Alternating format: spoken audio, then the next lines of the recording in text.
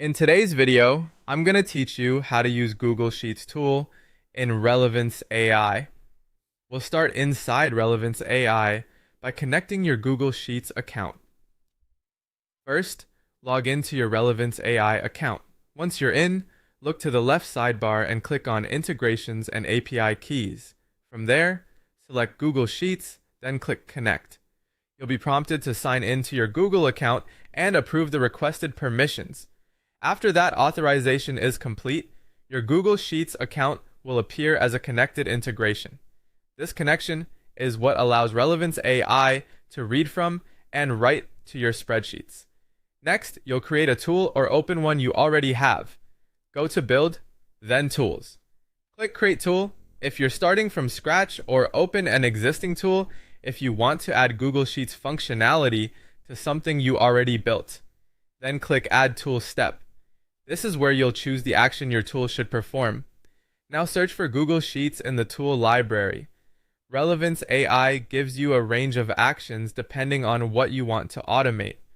For example, you can add a single row, add multiple rows, read sheet data by getting values in a range, find a row, update a cell, delete rows, create a spreadsheet, or create a worksheet. The right choice depends on your workflow, so take a moment here to pick the action that matches your goal. Once you've selected an action, it's time to configure the tool. Choose your connected Google account first, then select the drive location, or just leave it as My Drive if that's where your file lives. After that, choose the spreadsheet, then the worksheet or tab you want to work with. You'll also need to fill in any extra fields required for the action you selected. That might include a cell range, row values, column headers, or search conditions. When everything looks right, click Run Step to test it. Testing here is helpful because it confirms your setup is working before you connect it to anything else. If you want more flexibility, you can use input variables instead of hard-coding values directly into the tool.